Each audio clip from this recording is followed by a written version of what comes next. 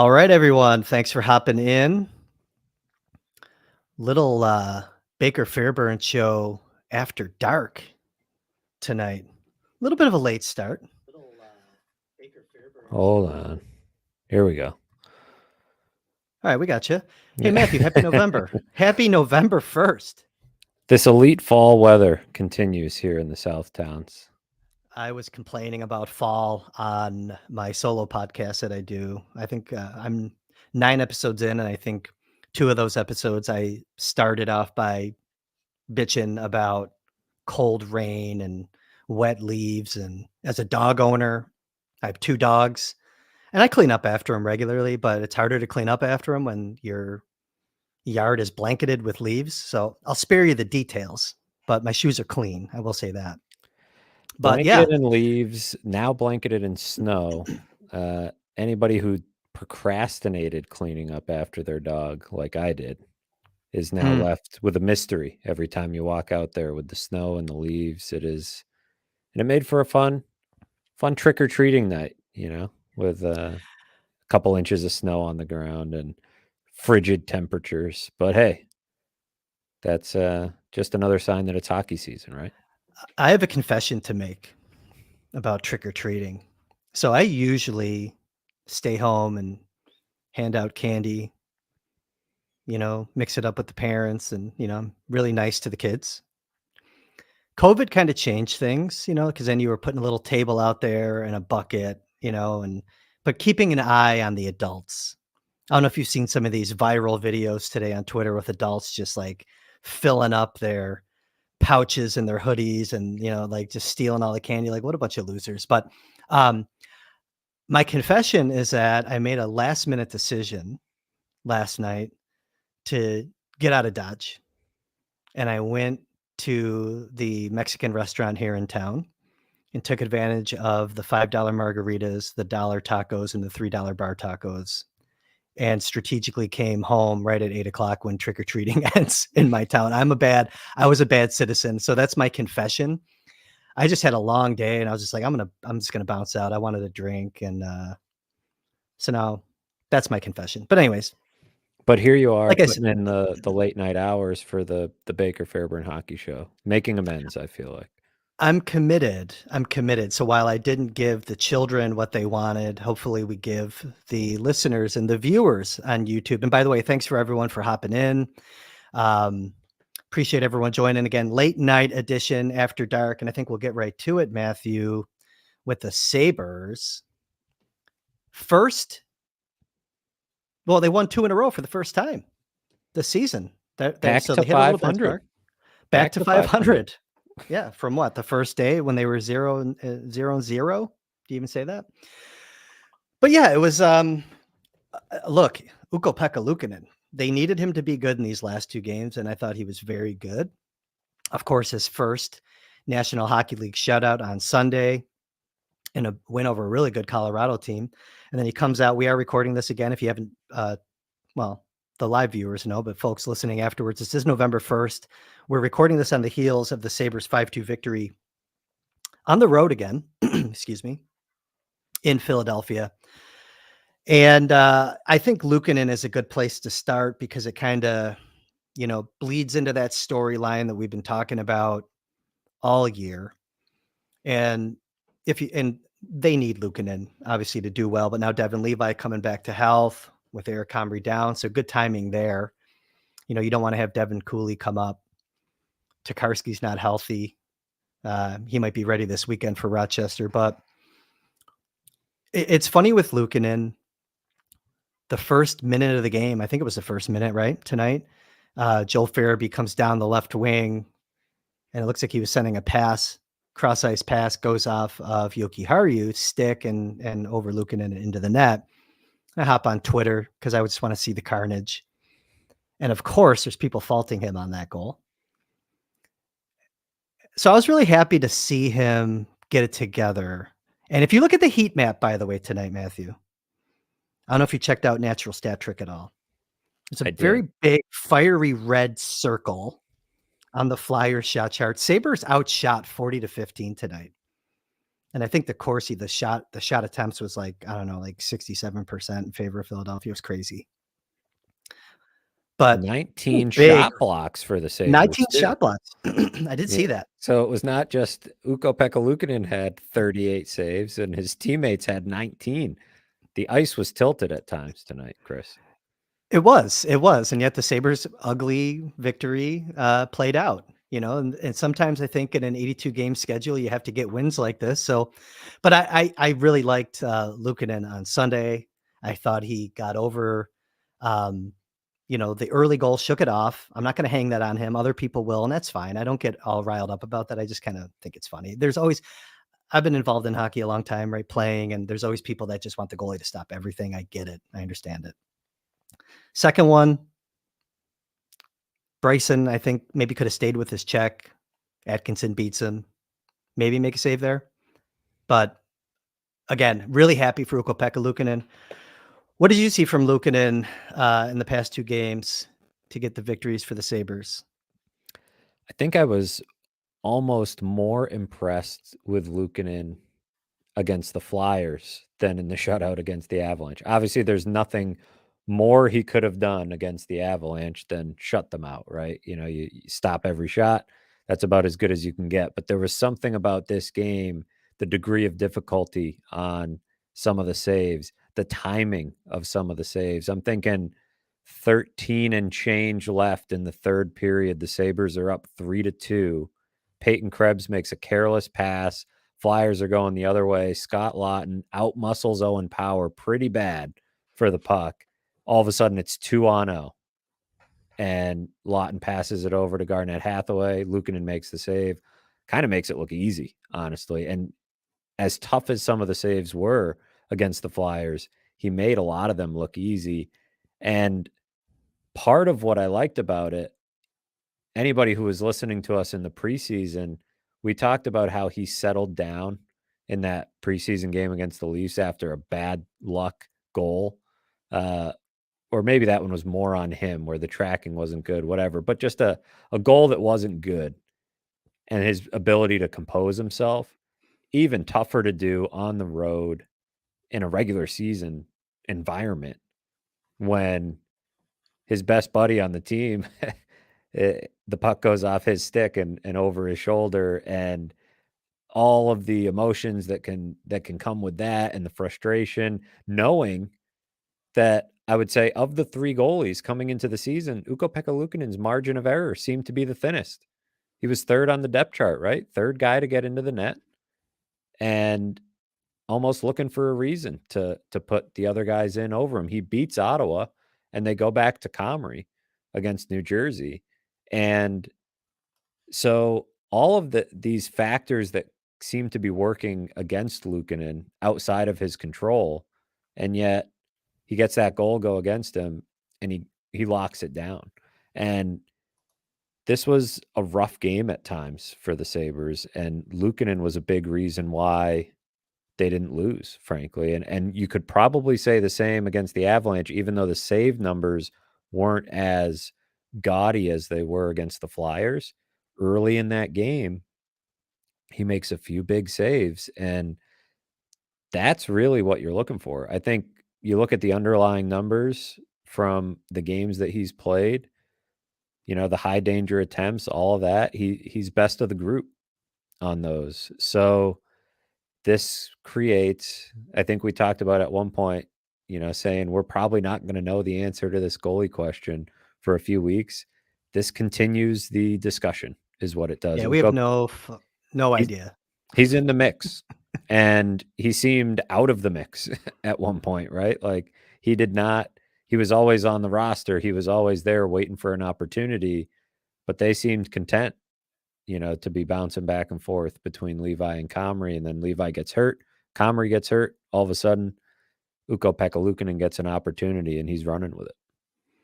Yeah, and in the Philly game, the one that was more impressive to you, and I agree. I mean, I thought in the Colorado game, he was really good holding the fort down the first 5-6 minutes. I think Colorado had 9-10 shots on goal in the first, like the top of the first period there.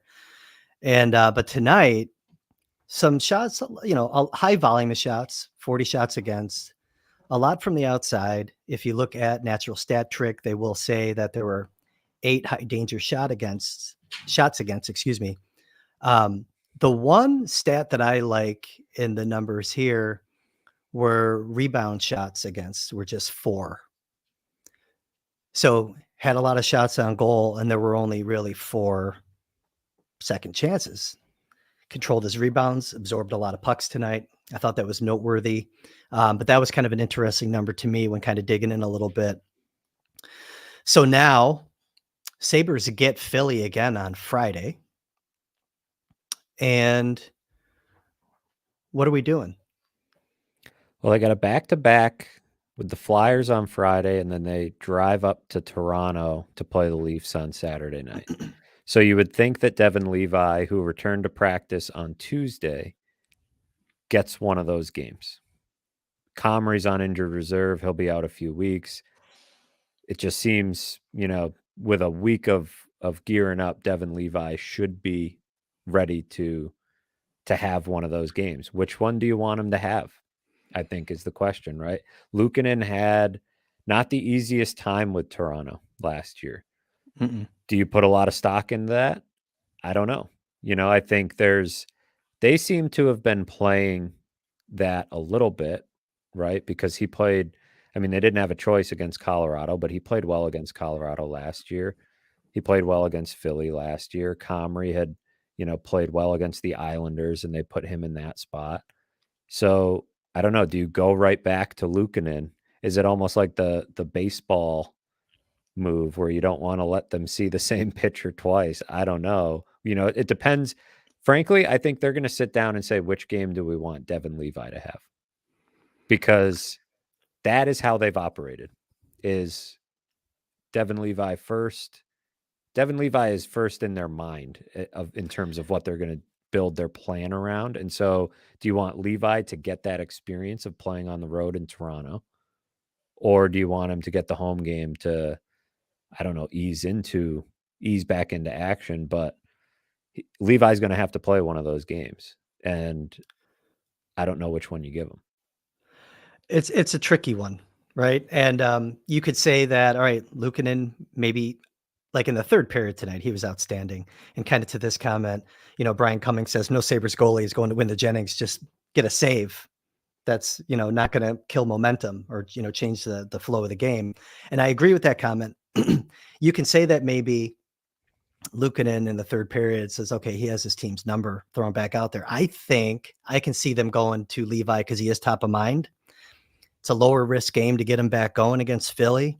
Then you're running a risk, though, of putting Luukkonen out there and, against Toronto.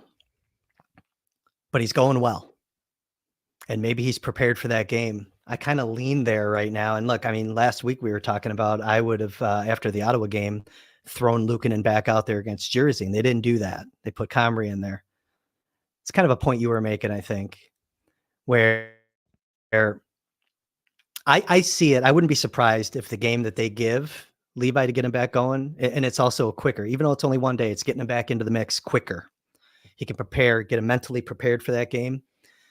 If you give Levi that Friday start, I think that's something that is probably the odds-on favorite scenario to happen.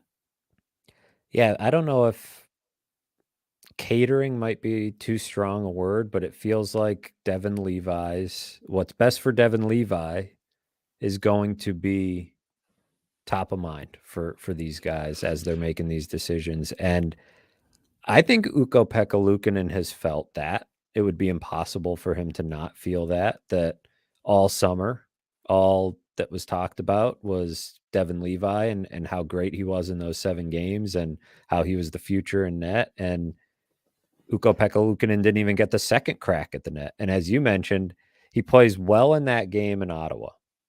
The team caves in the final 5 minutes. The game gets crazy because of penalties and everything else. And so the numbers don't reflect how well he played in the early going in that game.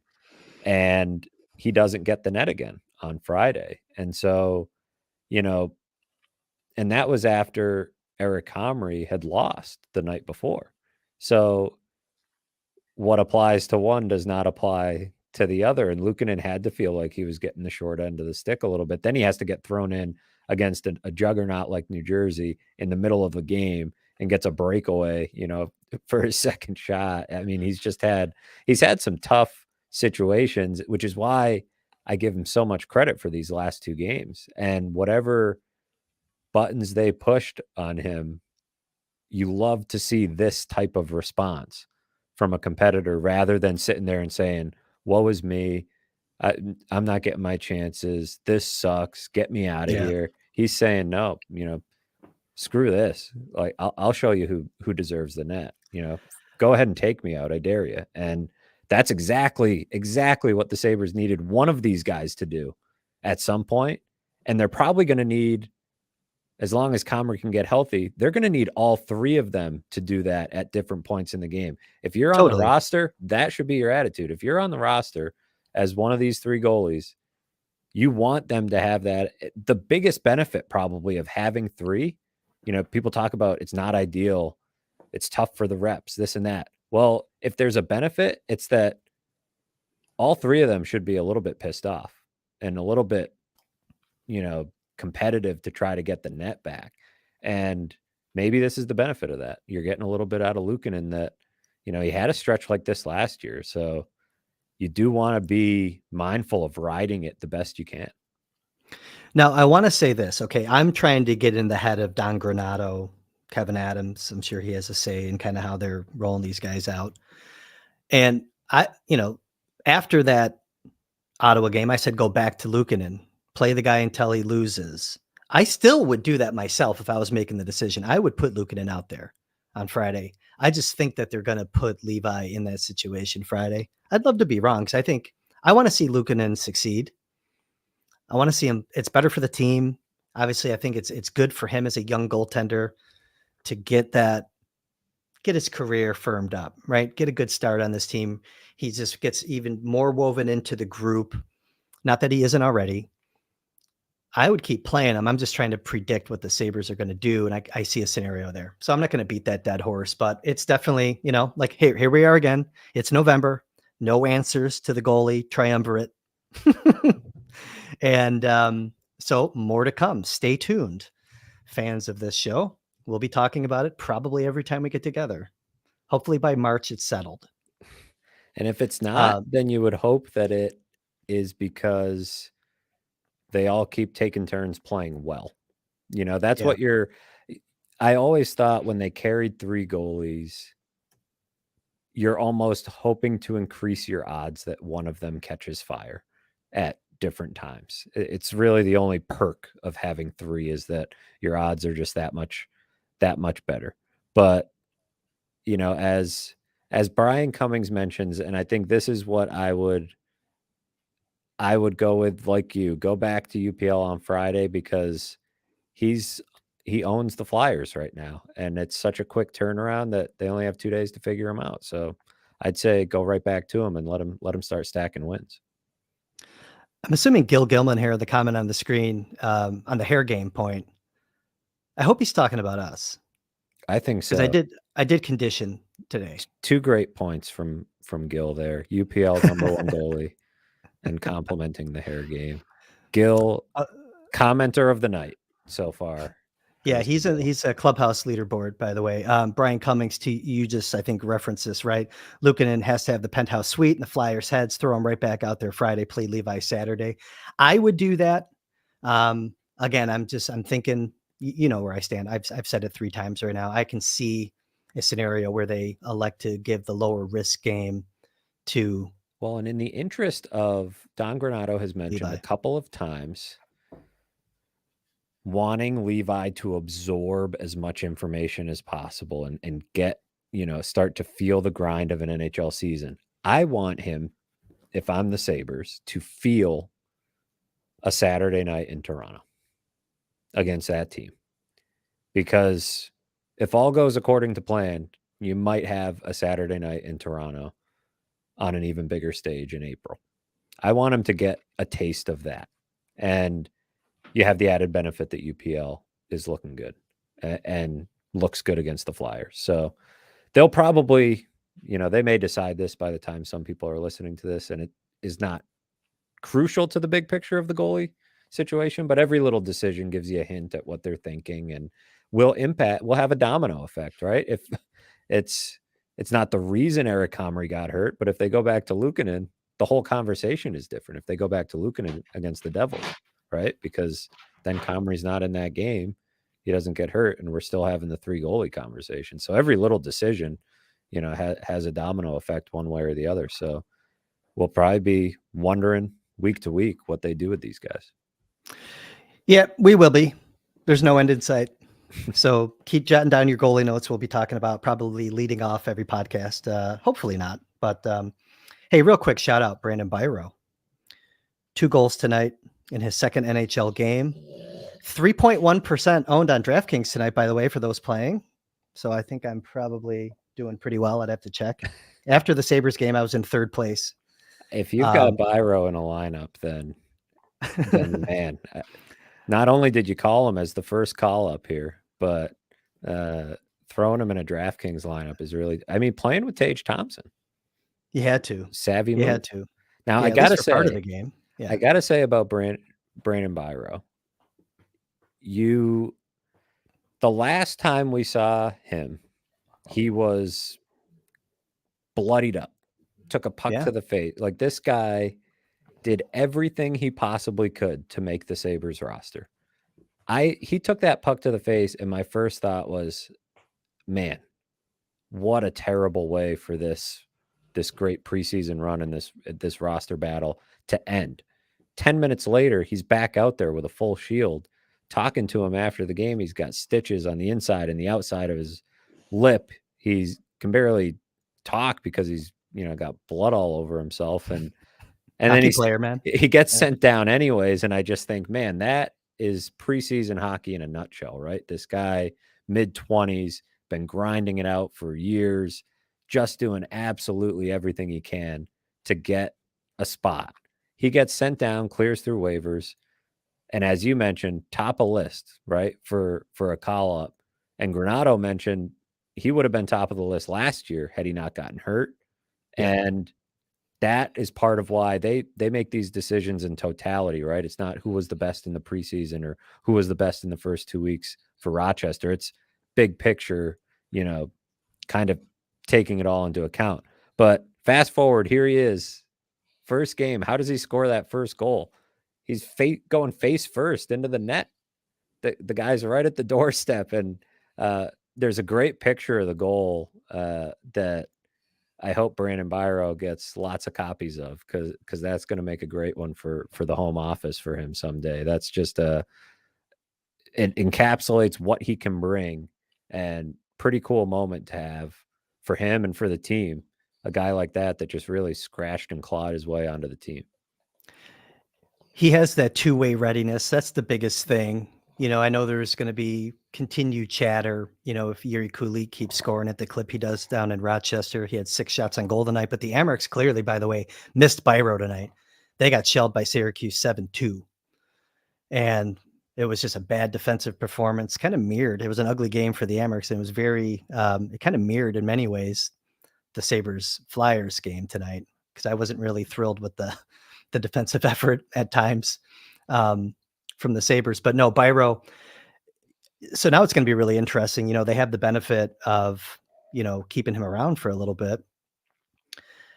And I was just really happy for the kid. He's worked hard, to your point. And he's a very, Don Granato says how intelligent he is. You see it all the time. But I wanted to make that point on that two-way readiness, the smarts. You can be posting some really big numbers offensively, but until you see all the situations and you get your, it's not like your 10,000 hours, Malcolm Gladwell, but you know what I mean? Let the young guys cook. And this is a 25-year-old polished player that they could plug into the lineup, and he proved his value quickly tonight. So I thought that was really good to see. Well, what did we mention last week too about maybe needing a different flavor in the forward group, right? And, yep. Something about the bottom 6 wasn't quite clicking, and different combinations that they were trying to, make it, find something that would work. And we talked about maybe they need something from the outside. Well, to maybe have an internal option like Brandon Biro, man, that could be a huge boost because you saw how the lines were all over the place in this game. They used I wasn't even going to mention the lines because it was just nonstop. They used like 7 or 8 different line combos, I think. But Don Granato has clearly been trying to spread the group out because I think, as we spoke about, the forward depth is a bit of a question mark, and you erase that if you can stretch it out to where Cousins, Mittelstadt, and Thomson are on 3 different lines, and even Tuch, Skinner, and Thomson on 3 different lines at times really spreads the love a little bit. But you can't do that unless you have players like Biro who can jump in and fill in. Now, he only played a little over 9 minutes in this game, and didn't get a ton of time with didn't end up seeing the whole game with Thomson and Greenway. But the fact that you can call him up, throw him in there, and he scores that goal, that's a nice luxury. And I think Benson was giving them that early in the season, and the injury kind of took away some of that. But whoever it is, whether it's Benson, Biro, Savoy, I don't want to forget about Lukáš Rusek in this conversation either. He could come up and maybe provide a spark at some point. But when you have guys like Jost and Olofsson rotating in and out, Olofsson, I think has been out of the lineup here 3 games in a row now. And so you're looking for somebody to give you an answer. And I just love to see a guy like Biro be the one, because that puts a lot of people on notice when it's a guy like that has really had to grind it out in the AHL and earn it in a franchise loaded with first round picks and high end touted prospects. And here it is, Brandon Biro jumps in and scores 2 goals. I can't believe he scored that first goal, because when I was watching it live, it looked like he was not going to the net at first.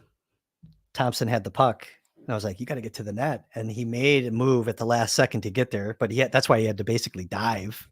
You know what I mean? So no, that was a good story. We'll see. I'd love to see him keep going, obviously move him around. But yeah, to your point about the lines, man, that's why I didn't even write them down tonight to reference them, because it didn't matter. And they're probably going to keep doing that. That's been, to me, that's almost like the hallmark of the season right now.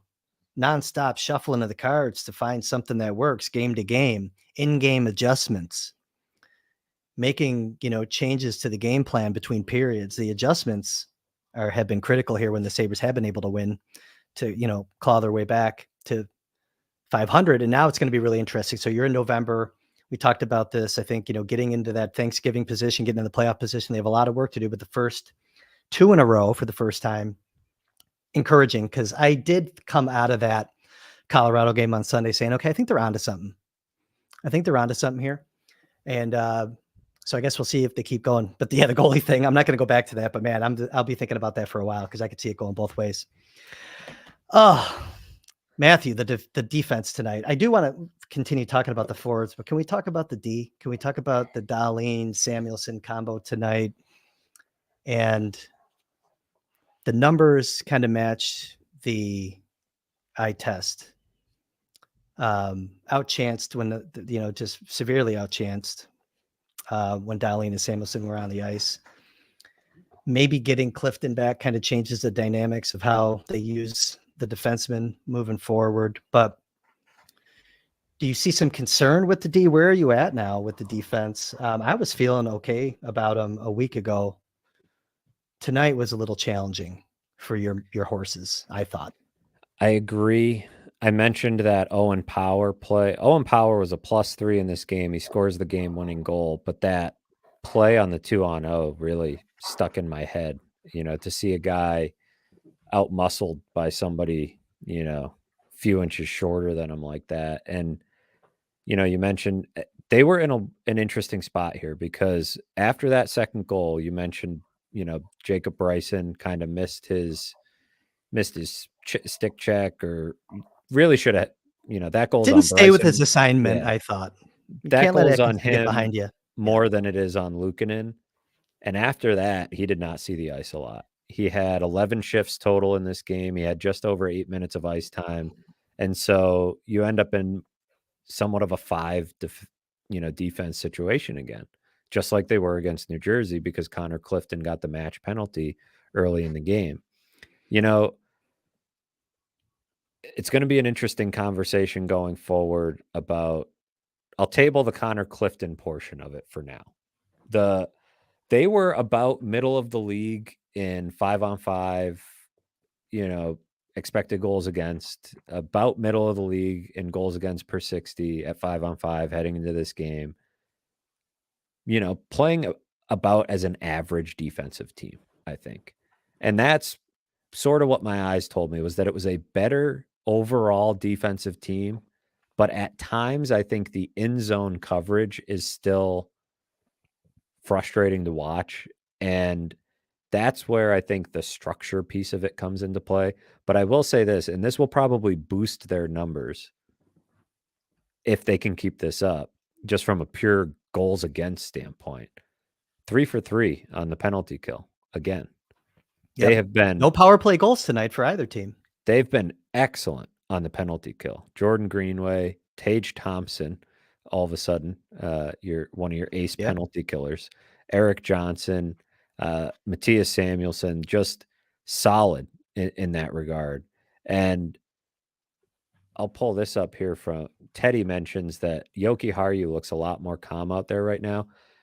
In talking about the defense, Jokiharju I thought was pretty good tonight. And so yes, the horses is what you probably want a little bit more consistency out of, right? Is the, for the minutes that they're playing, they have to be better than they were tonight. Yeah. And when you're boiling down one game out of 82, you're going to have some of these. And on the whole, I think the Dahlin Samuelsson pairing has definitely been a strength, but it's still a matter of, it's going to be a work in progress in zone for those guys. And I think they're moving in the right direction. The shame of it was early in the season for them is that they're paying more attention to defense. Don Granato keeps talking about, we've turned our focus to defense, and it was taken away from their offense.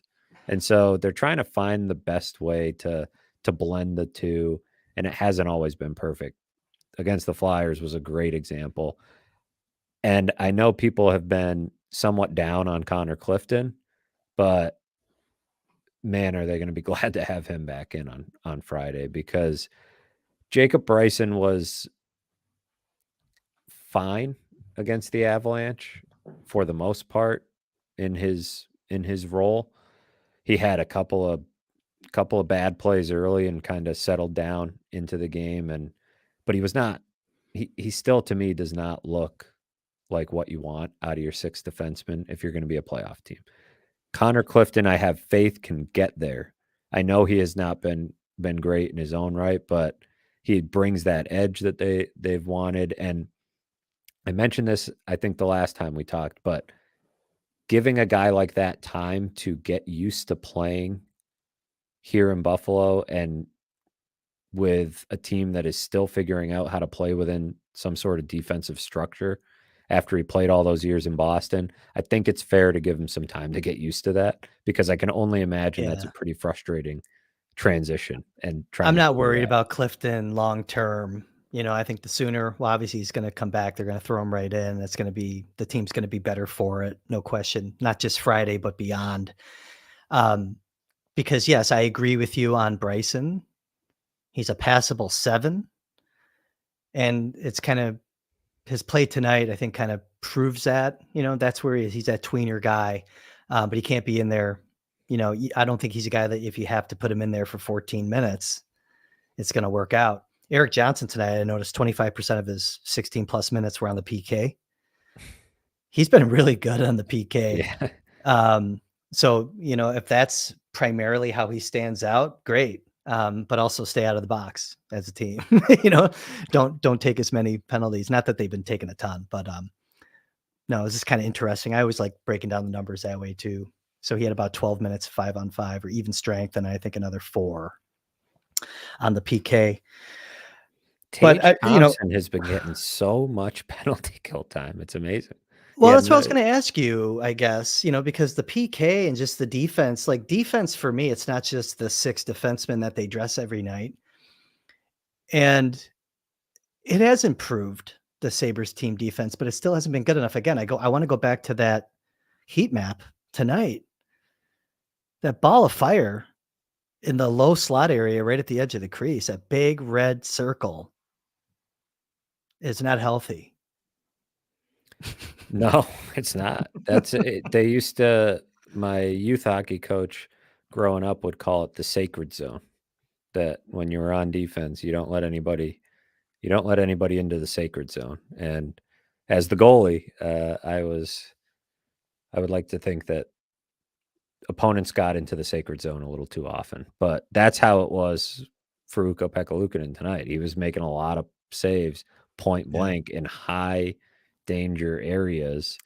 And that is probably where the defense is. Now, the defense was good in the sense of, as you alluded to earlier, clearing away the second chances, right? Yeah. And some of that was rebound control, but it's rebound control and defense working in tandem to make sure there's not those second chances. I think that has been a noted area of improvement for them, but it's too many lapses of, whether it's a forward not getting back to cover a guy, sneaking into the slot, or, just a split second. I mean, it's details. It's very small things that Eric Johnson has been pretty vocal about pointing out when they're not right. And you would think that they'll continue to improve as they focus more on it. But going into the season, the thought was if they're just average on defense, that would be a huge improvement over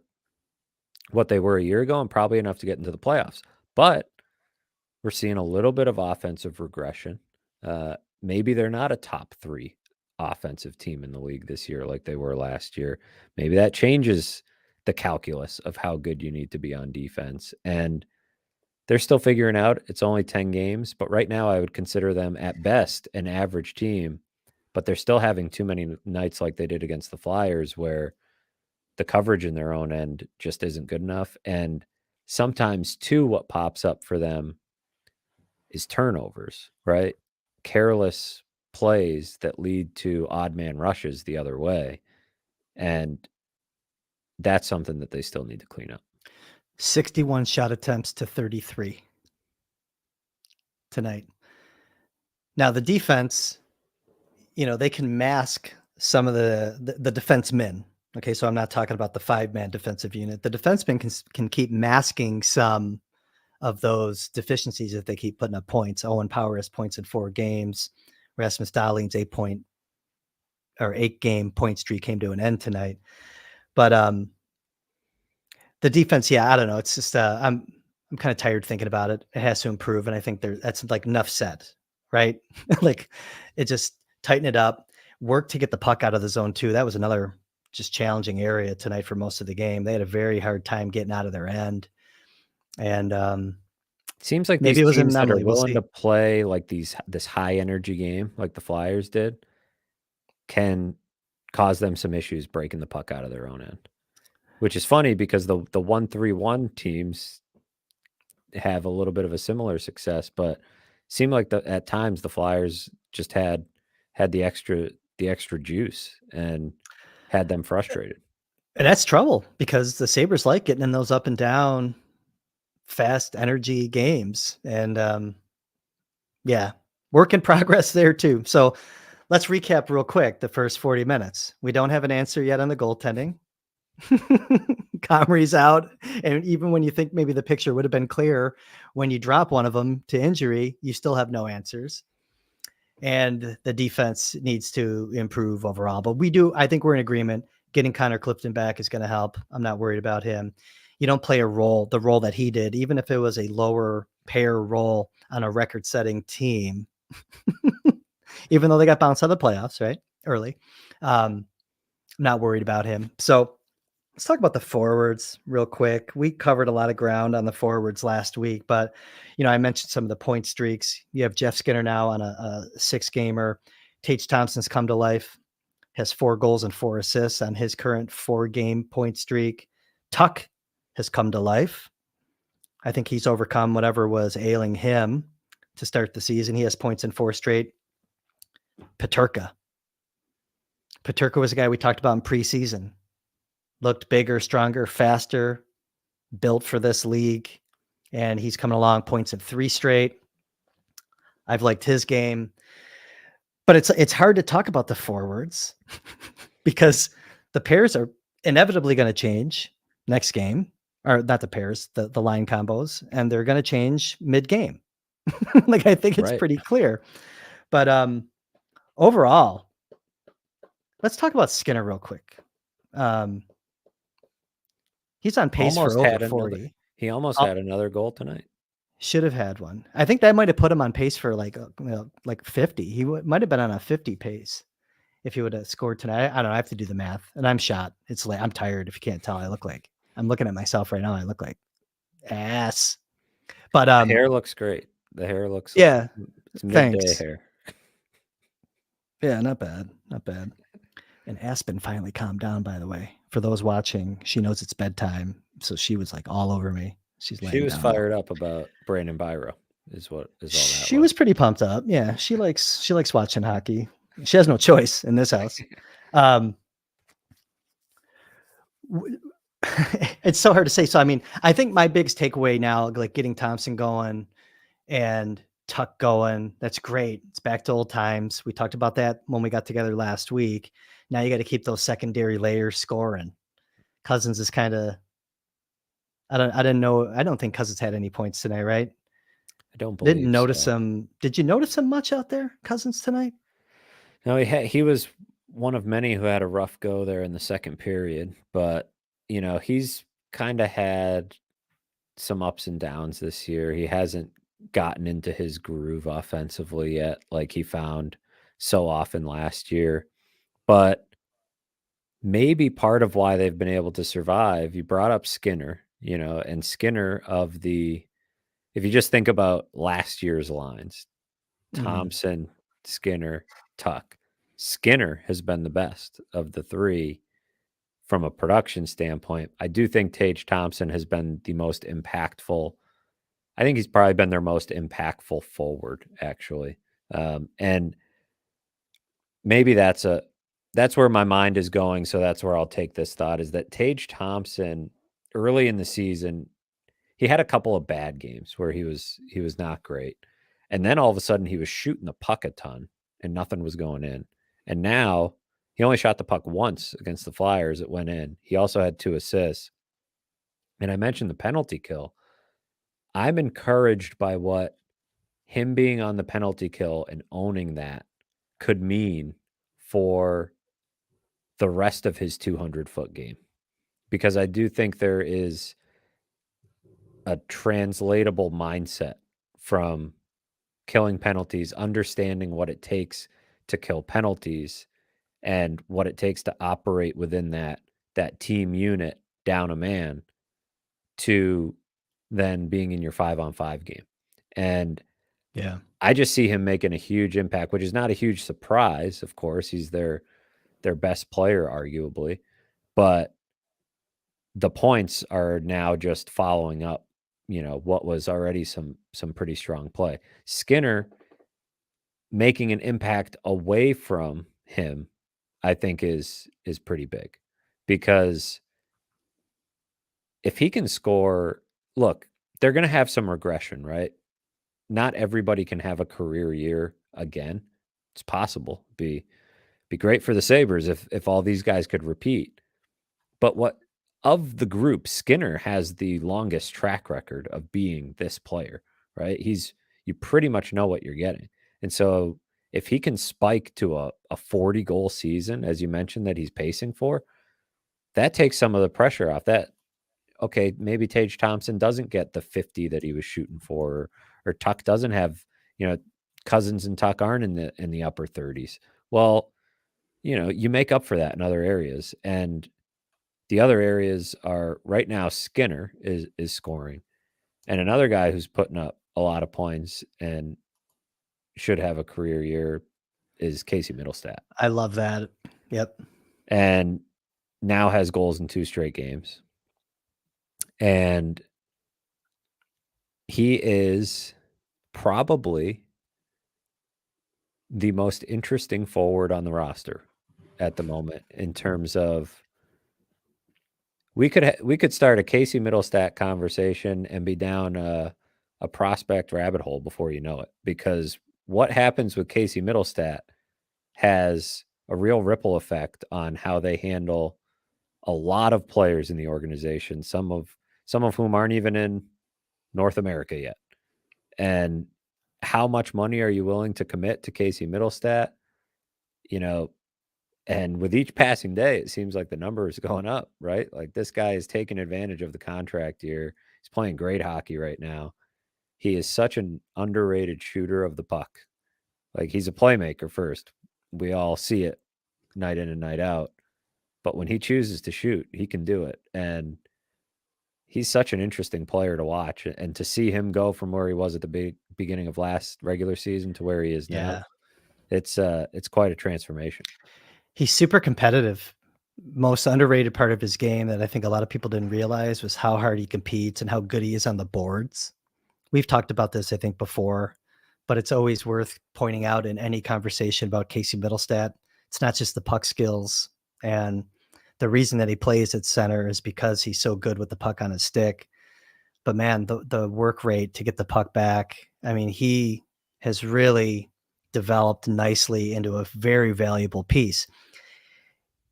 To your point about the contract, he could potentially block some guys, but it's a good problem to have also. I'm all for competition and until those players that he's, maybe blocking are ready and creating that upward pressure to force their way into the lineup. Casey Mittelstadt's going to be very important. He's going to continue to be very important to this team for a long time. And that's part of that secondary layer that I talk about. Even moving Skinner away from Thomson, you can say that, Skinner's a primary goal scorer. Ralph Kruger will say he measured his entire career on scoring goals, right? And he's a primary goal scorer, but moving him down away from Thomson helps create more action with that secondary layer and getting more guys going. That's what can make this team so dangerous moving forward. Adding Mittelstadt onto that, getting Jordan Greenway going and just playing a valuable play off the puck tonight with a little crisscross. And he took that defenseman that allowed Thomson to come in and score. That's a huge play. It's a huge play. Getting these guys doing the right things, man. That's why I think they're on the right track. We're talking a lot about defensive deficiencies tonight, getting outshot 40-15, that big gap in shot attempts, for and against, but there's still a lot of good things happening with the team. So I love the idea of Mittelstadt. I don't think he's going to be an all-star or anything like that, but man, oh man, incredible development. Definitely turned the corner last year. And yeah, that's another thing. We're going to be talking about that a lot down the stretch. If this team is out of playoff contention and knowing he's in the contract year and you have all these prospects, some that are developing at center, Yuri Kulik will be he's developing as a center on the farm. Say he keeps scoring at a crazy rate and he turns a corner with his defensive game. He's getting a little better. He had a couple plays tonight that I didn't like down there from what I did watch. I haven't watched the whole Amherst game yet, but does Mittelstadt, is he a guy that they think of moving at the deadline? Why though? I haven't gotten to the point, and it's way too early. Yeah, I had a colleague ask me at some point, like, do you think the Sabres will be selling at the deadline? And I thought, man, maybe it should have crossed my mind, but it hadn't really crossed my mind because everything they've been talking about is so singularly focused on this being the year that they get through and make it to the playoffs. But as we know, things don't always go as planned, Chris, do they? And I can't believe I just said that though either. No, but but it is a realistic scenario. I don't think they'll be selling at the deadline, but the fact of the matter is the Eastern Conference is really crowded. And I think they'd have a hard time justifying a sale at the deadline just because they'd have to be really out of it, right? I think the East is going to be a mess. And by the time the deadline rolls around, the Sabres, I'd be surprised if they weren't still somewhere in that mess, able to justify to themselves holding tight and trying to make a push. But And what are they going to get anyways, by the way, at the deadline that they have a ton of prospects. What are they that going to get anyways? that's where Casey Mittelstadt and I'm glad you bring up the topic for discussion, because Casey Mittelstadt has been that name that gets tossed around as, by fans, as somebody the Sabres could move, or he's, like you said, maybe he's blocking the way for some of these prospects. I don't know what you get for him in March that you can't get for him a few months later in the offseason if you really want to go that route. But at the same time, the real question that they have to answer, and it's not an easy one to answer, is, how does he fit in and at what price point? Because they seem to absolutely love the player. He's played so well since about February on, and does give them really good lineup flexibility, as we've pointed out. So if you get rid of that guy, you're just creating another problem for yourself, because he is solving problems right now for the Sabres. Big time, big And time. had he not turned the corner that he did last year, they would have been in a real sticky spot as far as putting together this lineup without Jack Quinn, with some young guys who weren't quite ready. And I like that they're developing Kulik as a center. And I think that's where he could, especially with that like, he's not a big guy, but he's a strong player. And Mhm. I like him down the middle. But all these centers aren't going to be centers, right? No. Matt Savoy, can find a home on the wing. Noah Ostlund maybe finds a home on a wing. Noah Ostlund always feels like the forgotten guy.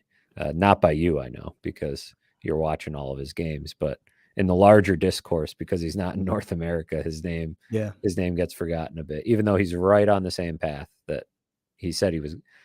That right after the draft, he says, "I'm going to play 2 years in Sweden and then I'll come over." He plays a second year in Sweden, and He it's like, told us what right. he was going to do. He telegraphed it, but Yeah. it's like he was very clear about this. But you have all these guys, and they can't all play center. So, Benson's a wing, so that works out. Krebs, you don't know. I don't think you know what you have necessarily in Peyton Krebs just yet. And so that's where Casey Mittelstadt is sort of becoming this known commodity. Now, I don't know what his market price is. That's where things get interesting. I don't know what type of term and dollar figure he's going to demand, but I think you're looking at, I don't know, 5.5, 6, 6. right? If he keeps scoring.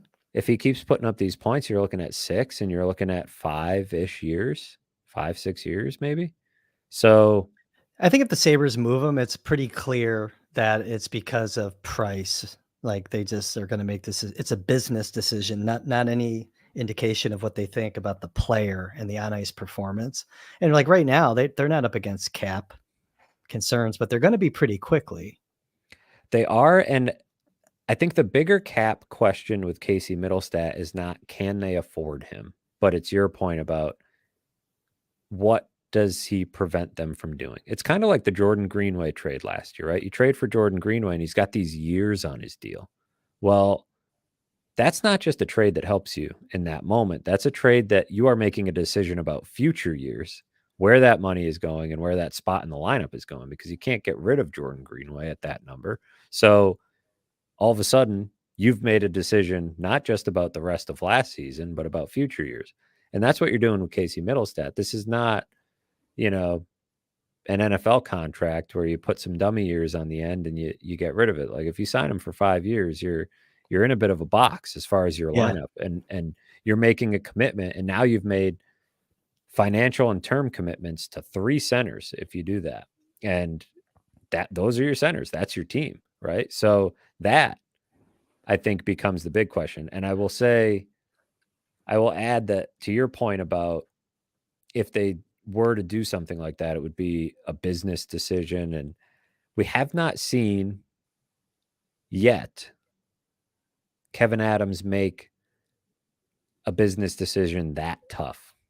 Yeah. The business that Kevin Adams was shrewd and effective in getting rid of some pieces on the roster who did not want to play here in Buffalo and who he got good returns.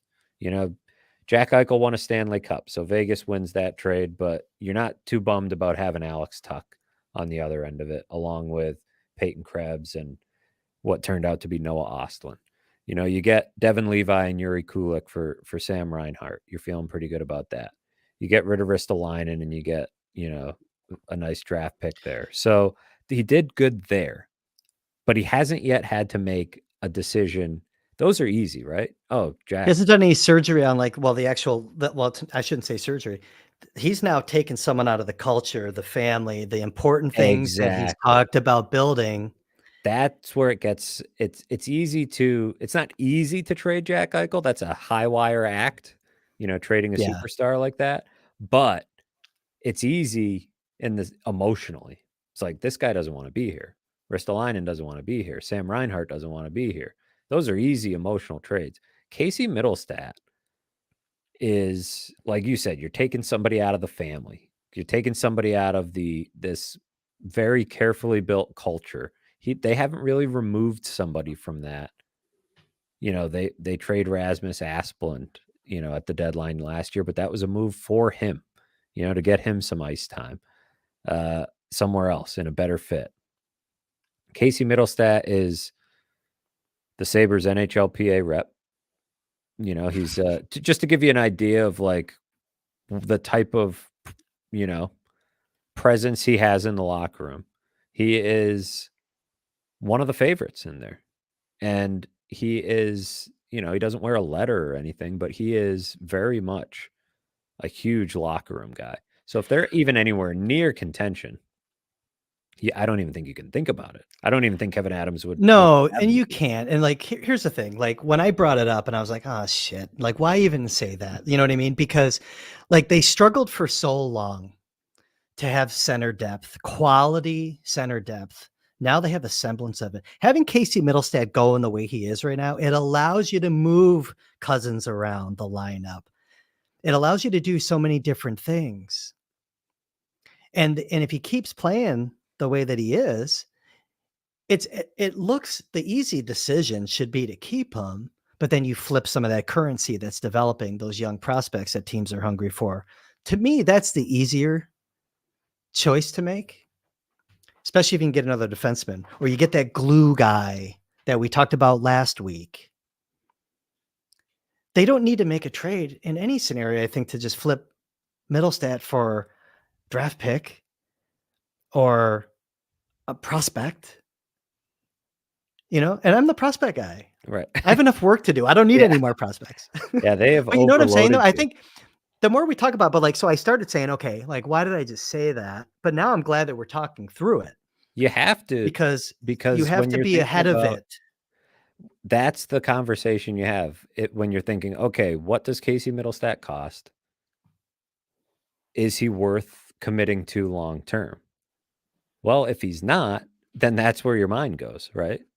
You know, it's got to be one or the other because if you're not going to pay him, somebody's going to want to pay him. You know, the way he's playing anyways. And I think Casey Mittelstadt wants to play in Buffalo. And I think the Sabres want Casey Mittelstadt to be a part of what they're building in Buffalo.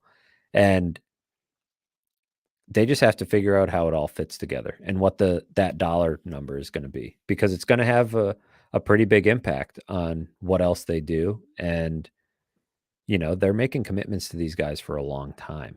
They're not just, you know, short-term decisions. And you mentioned Cousins. That's where Cousins, Mittelstadt, both of them play center and wing. Both of them, you know, can move around.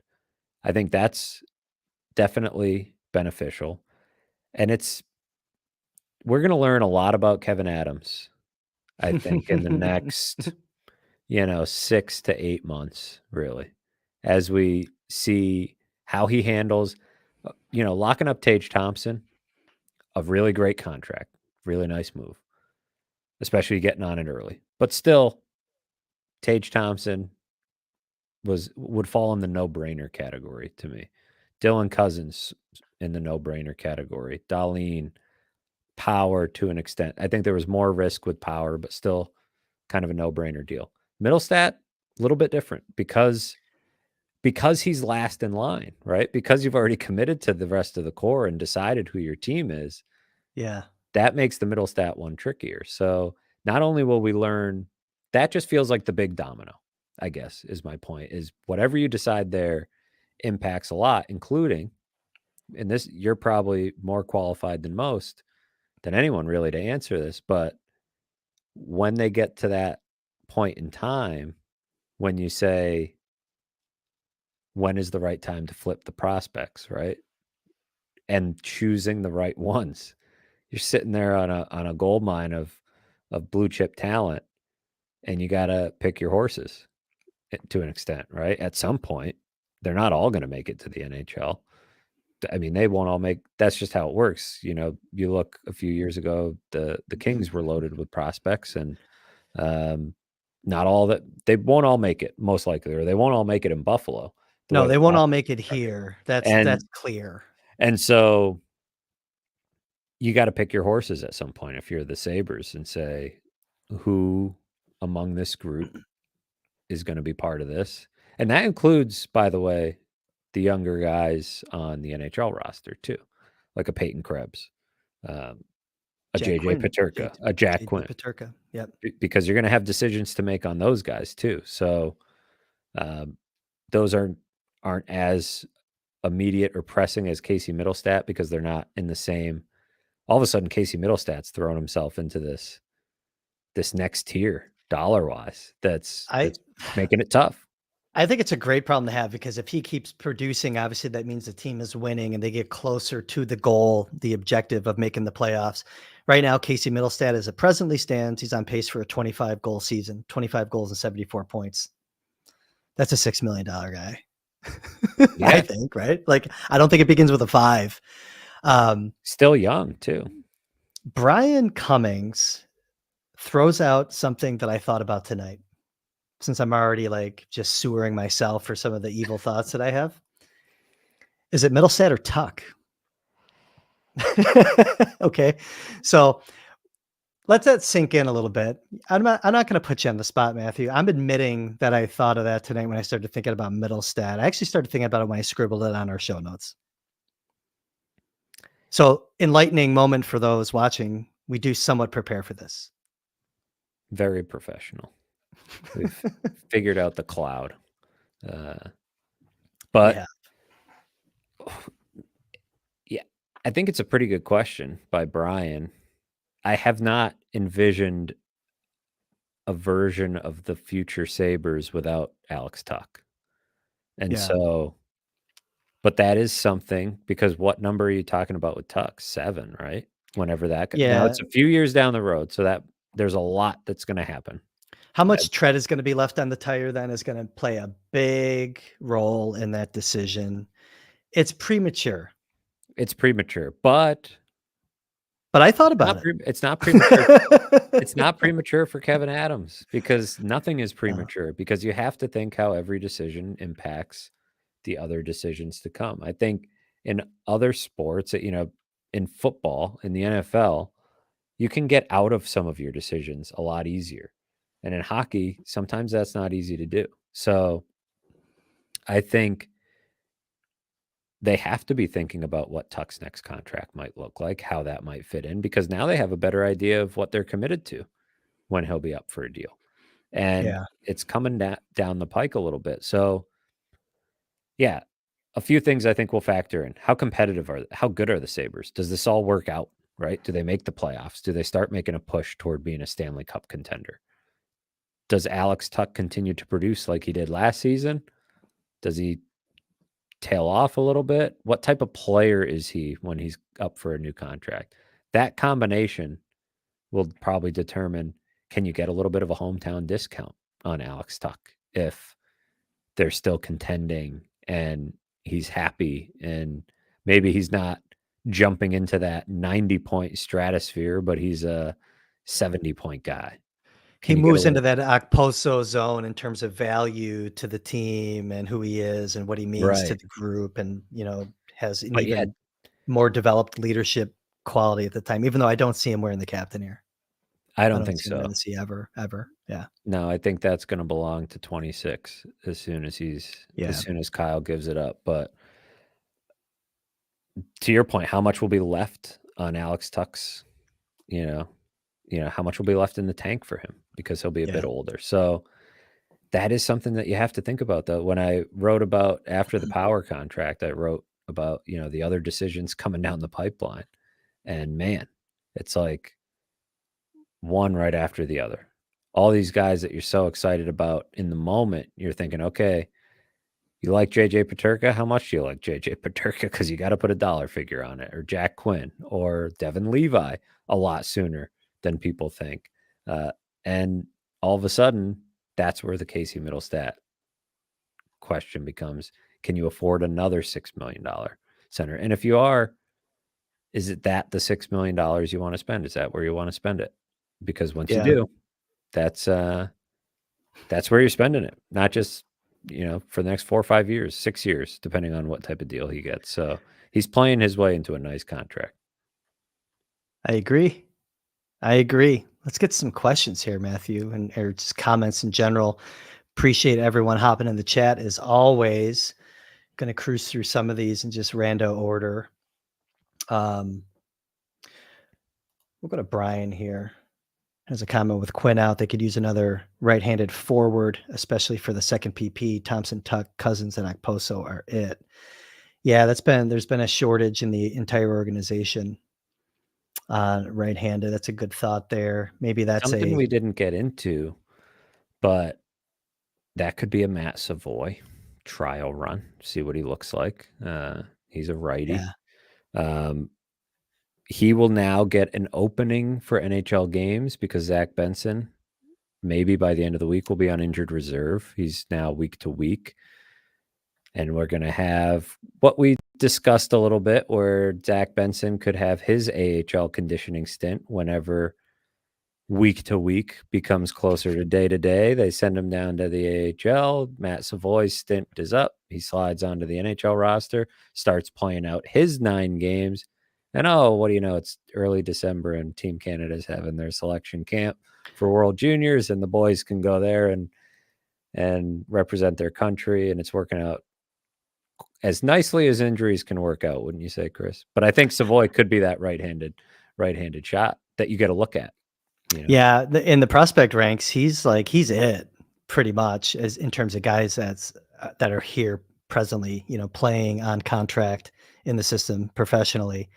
I mean, it's ridiculous how heavy they are left-handed shots across the board in the organization. I'm glad you brought up Benson. So thank you for getting to that. That was something that I had skipped previously that I wanted to get to. I want to throw a couple other ones up here. Here's a comment on Oslin that I'll share with the group here. I watched Chris's video this morning. If you haven't been over on the page, every week I'm throwing up highlight packages of every goal that's scored by a Sabres prospect. There's a couple there from Noah Oslin this week. Notice that his sweater still looks like it's on the coat hanger. Yeah, he does have a pretty thin upper body, Brian, for sure. That's his main objective this year, off ice anyways, is just getting stronger. He knows he needs to get stronger. He has the mentality to battle. He just needs to get stronger. That's going to be not just this year. I think the next, 3 or 4 years still kid, but man, the talent that this kid has is incredible. He's finally started to get his game going with Vekwa too. At least statistically, he's been playing well, but now the points are coming. And it's good to see. This is great. Great radio. We have a ton of comments here tonight. Yeah, let me throw one up for you here, kind of a from Teddy. Teddy has a couple questions, a little off the beaten path, but let's just kind of do a little story time with Matthew here.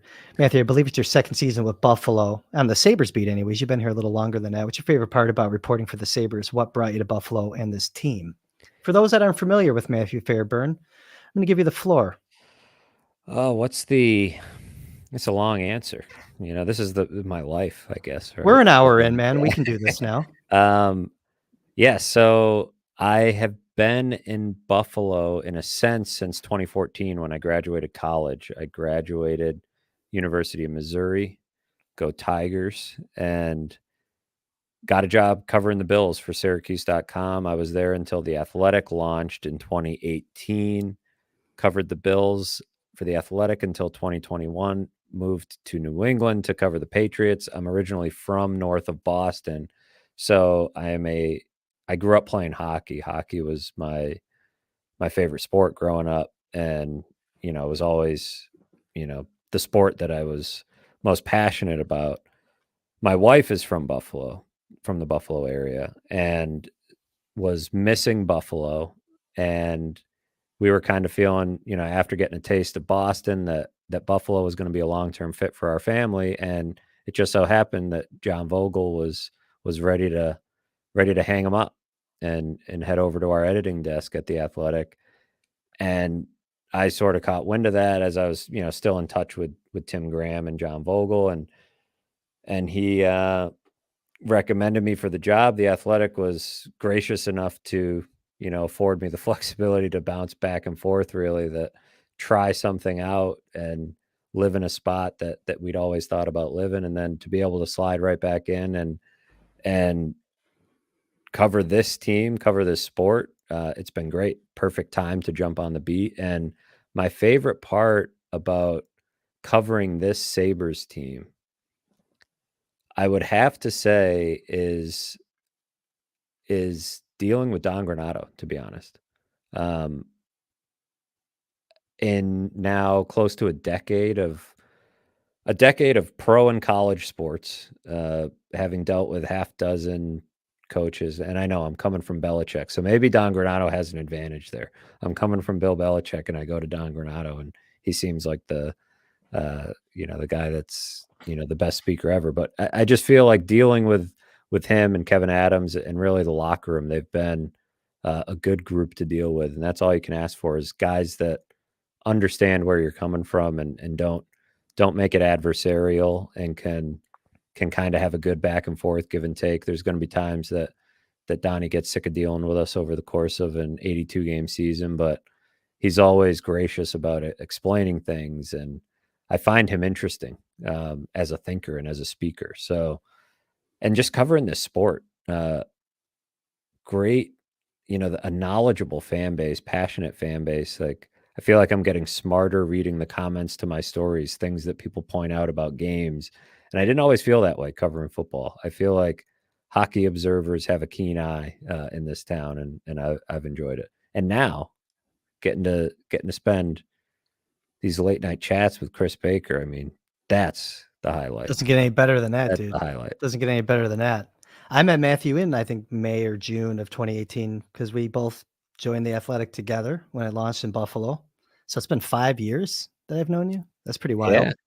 And you share that you're from Massachusetts. Can I save your ass and tell the people what your favorite football team was growing up? You should. I feel like that helps me. Yeah, the Jacksonville Jaguars. That's right. I was a Jaguars fan, not a Patriots fan. There was a lot of accusations slung around when I moved over. I bet there were. That I was going back to cover my favorite team. That was not the case. In fact, people I grew up with would laugh at that accusation because it was quite the opposite. I missed out on a lot of Super Bowls, and I was not a Rodak Bruins is still fan either. applying ice packs to his body from his time here covering the Bills. Nobody has thicker skin than Rodak. He dealt with quite a bit. Michael John. That's funny. I love it. Oh, what else do we have here? I don't know if you have anything else that you want to throw up. There was a comment about Olofsson, to get back to hockey real quick, with him being out for 3 games. Brian suggested that Olofsson's in the doghouse. But there was another one just asking what the plan is for Olofsson now that he's been out for 3 games. What's your take on that? When I find it, I'll throw it up on the screen. It doesn't seem it's like Isaac Bruning here. I mean, I don't see a roadmap in there right now. I mean, they just called Biro up, got him a look. Guy scores 2 goals. He's a little bit more, you know, Olofsson does one thing he does it really well. It's nice to have a 28-goal scorer sitting there that you can throw in when you need him. But I think But it was he's not. telling also Go that ahead. Biro went tonight. It was. Olofsson's not scoring either. And so when you remove that element, what do you have? And what's the and to be completely fair to Olofsson here, I think when you're in and out of the lineup, you're going to fall out of that scoring rhythm, and you're going to lose some of that touch and that confidence and that belief. That's a guy that feels like every time the puck leaves his stick, he's got a shot to put it in the net when he's going, when he's hot, but he's not. And at 5-on-5, his play away from the puck is what it is. I think it's been a little bit better by virtue of just knowing that he's fighting for every inch of ice. But you're talking about a $4.75 million player. And I don't think that he's helping the Sabres in terms of his trade value when he's on the ice. He's obviously not helping it when he's healthy scratch either. But other teams know what this player is. So how do you trade a guy like that?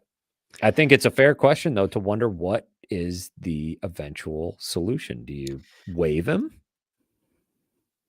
at some point? Do you get to that point where you feel like if you need the roster spot, that what if all three goalies are going? I don't know. Still early in the season, and I think Kevin Adams has to just kind of chill a little bit and let things play out with other teams and injuries, because that's likely going to be that factor. I think another team losing some firepower that lacks a prospect that they can bring up, or another option that maybe they take that flyer. I'm sure there's teams interested in his shooting skill, his power play prowess that he's shown historically, even if he's not doing it presently. That's probably the play right now. What's his number? 5? 4.75. 4.75. Yeah, that's a big one. But it's also tough. less And, dollars paid later in the year also, though, right? So I think he's got to kind of slow play it a little bit. He has no choice. There was no pressure to make the trade in the offseason. Well, and we're only 10 games in right now. The cap was flat in the offseason too. So the amount of teams that were willing to absorb a $4.75 million cap hit for a player that they knew was a healthy scratch, and they knew why he was a healthy scratch at the end of last season. The other thing too is, as you mentioned, you let this play out. You see if other teams have injuries. The Sabres might have more injuries, right? And they might. There's other situations. We've mentioned Patrick Kane. I don't know if that will happen, but there's other situations like that, additions from the outside that could eventually impact where they say, okay, maybe we can package Olofsson just to get clear the roster space. But I guess to Isaac's question here, what are the plans? It doesn't feel like there necessarily is a plan for Victor. We'll add that to the stack with the goalies and the other stuff that's like we don't know yet. It's wait and see, and it's the plan is to not have him in the lineup every night. I think they've made it perfectly clear. You have to follow their actions on some of these things where he's not an every night player. Not for them. That's a good answer. Not until somebody gets hurt. And Biro is the latest example that he's not an every night player, but Jost has stepped in and outperformed him. Benson was outperforming him and I don't think Jost has outperformed him every night, but I think they're trying. Well, I don't even know if I would go this far. Of course, at the moment, what they're trying to do is just put the best team on the ice. And that's why Olofsson's not in the lineup very often. I think in the offseason, there was some element of trying to push the right buttons and get more out of him because they knew they kind of needed him or that they couldn't move him. At this point, I don't think that's the aim of the healthy scratches. I don't think it's a matter of trying to rattle his cage or motivate him or anything like that. I think they've seen what the progress was, and there's better options. Yeah, and I think that's not enough.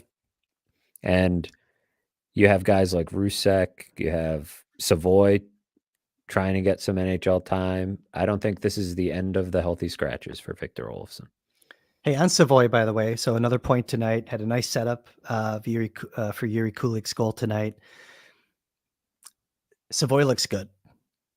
I think he looks ready to get some games, see where it goes. I just wanted to mention that. I think we can probably dive a little deeper into the Savoy thing next week, especially when we see if Benson does go down. We talked about that in, I think, probably that Owen Power signing, that season eve. I think we said, hey, by the way, let's not forget that Benson can also go down for conditioning. And I'm pretty sure we're going to see that. Yeah, and it might not be like right away because now they're describing that injury as week to week. So I would Yeah. expect him to end up on injured reserve potentially. They don't need the roster spot right now, Nope. but but when Matt Savoy's healthy, they'll need it. Or not when he's healthy now, but when his conditioning stint is up, they're going to maximize that, the amount of time he can play in the AHL. And when they need that roster spot, I think that's when you could potentially see Benson go to IR. And if it is week to week, I don't know, what that will entail. That could mean a lot of different things. But let's say it's 2 weeks where they're feeling pretty good. He gets back in some practices. Then you can send him down. You're talking mid-November. He's got his 14-day conditioning stint, and it's December by the time he's done. So they've now effectively stretched out the decision, and I think kind of done the same thing with Matt Savoy, where it's almost a swap. This is now his month where you can stretch out 9 games if you choose to, and I see no reason why they shouldn't. Like you said, he's playing well in the AHL. He was great at rookie camp. And when you're talking about rewarding the body of work, which is what they like to do, talking about the guy that was great at rookie camp, tore it up in the playoffs in the WHL, and, then immediately got on a plane, struggled a little bit in those couple games in Rochester, but to just get on the plane and come, no questions asked, boom, like a day later, he's on the ice for the Amherst. I mean, Yeah. I think he's put together enough that they want to reward him. He's had some tough luck with injuries and, everything else. Didn't get to play for Team Canada last year at World Juniors. I think they want to throw him a bone, and I think he can help. As Brian mentioned, they kind of could use that right-handed shot. Yeah, he'll kind of. Oh man, Savoy at the World Juniors is just gonna be nuts. Like he and Benson could probably go there playing the same line, and absolutely kill it with the experience that they've gathered, all the knowledge that they're gonna have of the game. It's just gonna be incredible, and I'm pretty sure we're gonna see that as well. Comment on the screen here. Dylan Cousins is the biggest unknown in some sense. He's locked in money, but has started out very poorly and slipped well behind Mittelstadt in play. He's on the cusp of losing his PP1 position too. Maybe on the PP. I don't know if I agree that he started poorly. It's just been kind of uneven, like a lot of the guys on the team. I mean, I'm not concerned with Dylan Cousins long-term either. When you mentioned captaincy last week, and Rasmus Dahlin, and I agree, Dahlin is a natural choice to be the captain of the team. Dylan Cousins is close to being that guy that exemplifies how the Sabres want the team to play. Hard-nosed, first guy in the battle, tough. He's out there a lot. I'm not saying he should be the captain, but he has that material. I'm not worried about him in the big picture. I'm not worried about the money or the contract. I don't know how you feel about that comment. I'm not worried about Dylan Cousins. Maybe, yeah, he could move off the power play potentially. I don't know. He has not been his best to start the season, but I don't think he's not near the top of my concern list at this point. Like you said, when he's going, he's the one setting that tempo on offense. He's the one that's a menace on the forecheck and kind of bringing the battle and the compete level up for the entire team. He is a super interesting captain candidate. I think Rasmus Dahlin is the safe, logical choice because he's kind of been already molded. He's got the A already. He's older, more experienced, and probably maybe the only guy in the locker room more competitive than Dylan Cousins, I think, is Rasmus Dahlin. Those are probably your two most competitive players. Yeah. And who's another interesting letter candidate. I don't think he's a captain candidate, but I think Tage Thomson is an underrated letter candidate. And I did not think that when I took over this beat, and even in my first couple months doing it. But he, in that locker room, I don't know if he'll get a letter because there's only so many letters to go around. Strong leader though You for can do the home group. and road letters. Yeah, Maybe that's the move because they do have maybe spread the leadership out a little bit. he is, and even this move to the PK that I've brought up a few times, but just like in that room, he's got a voice that matters, and it's struck me how that's evolved over the last 12 months, the way he's really grown and gotten comfortable in that. And I don't know if it'll lead to a letter at any point, but Yeah, I get where you're going with that though, and you're in the room, you see it more. I know what you're saying though, especially now that he's putting together a Selkie campaign here. right, yeah, But no, but I see where you're going with that. The Cousins thing, back to him real quick. The more that I think about it, he'd have to lose the vocal fry if he's going to be speaking more on behalf of the team. After a tough loss and Hamilton's there and you guys are there with your mics in his face and he's I don't like the vocal fry. I'd have to lose that. Other than that, I love the idea of him being in that well, that's a big reason leadership why. mix. That's a big reason why Alex Tuch is a tough. You don't want to slap the C on your happy-go-lucky, guy like Alex Tuch, and then after every loss, he's got to be the guy standing there and taking it on the chin. Kyle Okposo is perfect for it right now. Darlene is really good at it, and Cousins will get there. But yeah, he's got that sometimes brings that same competitive edge into the scrum, which is fun. Makes it interesting for you trying to do your job, Matthew Fairburn. We're closing at an hour and a half. This is To good. me, probably a time, we can start wrapping soon. Want to give a shout out to Teddy Usyk here. He's been a long time Sabres prospects follower back when I was writing the website. He asked a couple questions tonight. He did throw up one. I don't know about, so Teddy's asking what my first memory was falling in love with Sabres prospects and what do I enjoy the most about it? It's I got a built-in mechanism every year. There's always work to do. That's what I like the most about it. First, I mean, I've been doing this almost 20 years for those that don't know. I started writing for a site called Hockey's Future 2004. The first story that I filed for them was on Daniel Paille when he was playing for the Guelph Storm. And it's been a daily thing ever since. I don't have a first memory though, honestly. I was just always a draft dork, nerd for it, even like pre-internet. And it's just always been, part of being a rink rat, being around the game forever.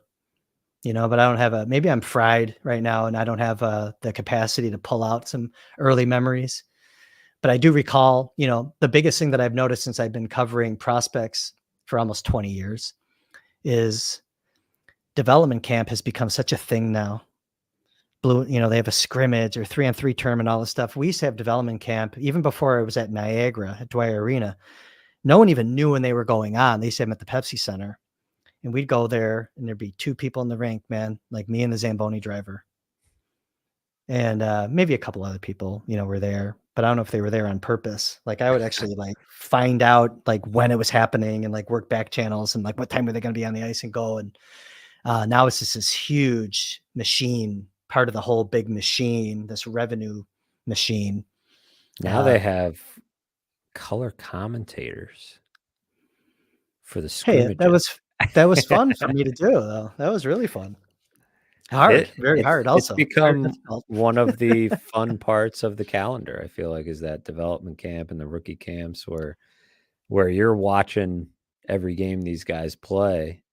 A lot of people, that's the chance to get live eyes on. And even for you, that's a chance to get live eyes where usually, you're limited to video viewing. So it's fun that has become and let's face it, for the last 12 years, Sabres fans have had to take an interest in prospects because, well, there's nothing else to do. Business was booming there. Yeah. Business was booming there for a while for me. It was unfortunate though, because I didn't like, when I sit down at night to watch the Sabres, I like to do it just I want to watch good hockey as a consumer of the sport. Man, it was bad for so long. So At any rate, Matthew, I don't know if you had any closing thoughts. You got anything that you want to promote on The Athletic? Get your plugs in? You can head over there and theathletic.com/sabres and find everything I'm doing. I can't keep up with, I've got a few stories that I think people will enjoy based on, some of the conversations we're having. One in the goalie theme, and a few others that people will enjoy. I won't give away too much. I'll keep up the mystery in case the competition is listening. That's right. I don't want to play my hand, but people can always head over there. I'm writing about every game and all the comings and goings in between, and look forward to getting back in the podcast mode here with you in the little weeks to earlier come. next week, though, dude. You treated this like one of your tea times. A little, I did. That was to give people the background here. I was filing my story, and I texted you and said, I'm just about ready. That was probably 20, 25 minutes before we went on. The last few weeks, Chris has been sending me the link to jump in and join, and I forgot that last week he set me up with the account so that I could just jump in myself. But Chris also didn't text me back when I said, so here I am thinking Chris fell asleep on the couch watching. I was sitting here doing this, man. Yeah. I got the TV here. I was like, feet up. I was watching a podcast, picking my ass. And so then all of a sudden I thought, you know what, maybe he's in there. And I jumped in, and here we go. So we were a little late. We're still getting our rhythm together, but I feel like here we are. We're going about weekly cadence here on our shows, and people seem to enjoy the live post-game element. So we're going to try to tie them to the game calendar as much as we can when I'm not physically at the rink. Maybe once in a while we'll do it when I'm at the rink. It's a little bit trickier. Through that. It's a little bit trickier. We'll see how that goes. We probably won't go an hour and a half each time, but I don't know. When we get on here, we just start talking, and it's a sign that we got stuff to talk about, and there's still people hanging out listening to us. Let's keep track to the next couple of games. I want to keep an eye on neck guards of the Sabres players. I noticed Dahlin started tonight wearing one. I think he ripped it off by the end of the first period. The Amerks, they've ordered some more protective gear for the necks. They have some on hand. I know they ordered a bunch more. I think they're going to really make it part of the regular recommendation for the players. The Western Hockey League today mandated it. You're going to see all junior leagues, I'm sure, get on board after the Adam Johnson tragedy over in England. So, we used to wear them when we were kids, like the Jofa and, Velcro it on the back of your neck. And I always remembered wearing it. And, Henry Jokiharju had one on at practice Tuesday, and I was talking to him about it, and he said he's going to try out some different ones. It was something he had thought about. I think his injury last year made him think about a lot of things in regards to safety when he took the puck to the face and broke his face. Just thought about a lot of different things, and he said he had thought about it and then forgot about it. And obviously what happened over the weekend made him want to, try it out. The one he had, he said Sabres grabbed it out of the, back room, and it was like 10 years old. So he wants to get something more updated. They have turtlenecks now that have cut resistance. Yeah, I was going to say, Power and CCM make the base layer with protective. They make a full neck, they make a mock neck. There's variations of that you can get. So it doesn't have to be the band, the choker. I have a hot take. I think it's kind of stylish. Like the Norwin Panoka turtleneck thing. The guys that play in the queue, it's a look. It's a Euro. It's kind of a Euro look, but it's a look nonetheless. I had his game on tonight.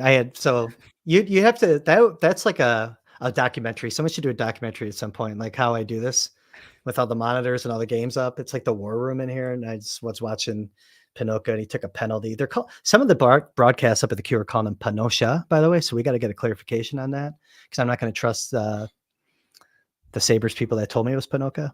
We'll see. Can't trust Jerry Fortin either. But no, you can. I mean, I'm kidding, but yeah, bad tripping penalty tonight at the blue line. I'm really disappointed in that, but I'm not gonna drone on about that. That's for my podcast. But no, it is kind of stylish. I think it's going to come in, but let's keep an eye on that. I want to see if more of the Sabres players adopt it. Darlene, if he sticks to it. Yoki Haru sounds like he's going to they're going try to play some out. around.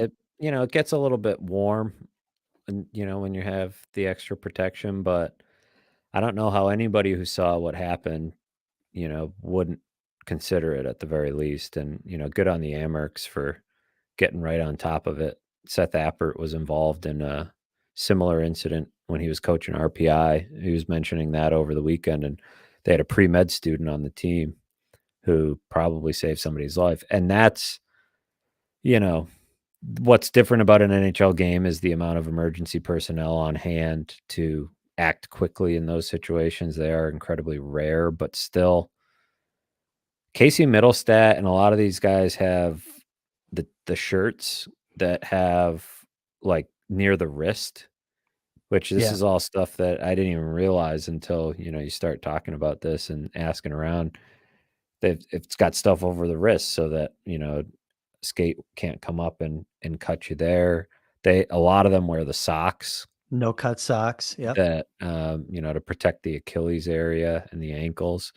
So I think a turtleneck, there's all of a sudden a lot of motivation to come up with the best, most comfortable technology here too, right? Because everybody's selling out of neck guards.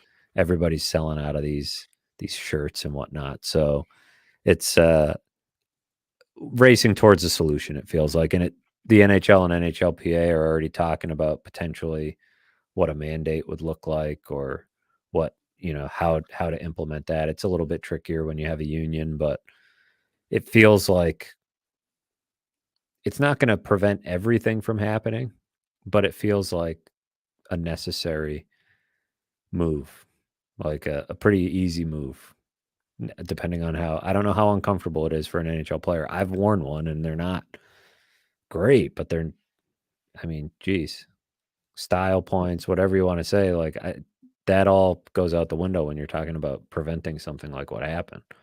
Yeah. Yeah. I mean, right now it's kind of like, masks and sanitizer during COVID. There's going to be a supply chain issue with those right now because everyone's running for the hills to get them. But no, that was one thing, like, especially in practice, I'm just kind of curious if you see more guys as the next week or so plays out, trying them out, trying different things. I'm interested in that. So report back, please, Matthew, here. I will keep myself an eye and out. Our faithful listeners and viewers. I love the late night crowd, by the way. We talked about this earlier today. We've talked about going live at different times, but we've carved out our little late night niche here. We've already got a loyal group of commenters here. So shout out to the late night crowd.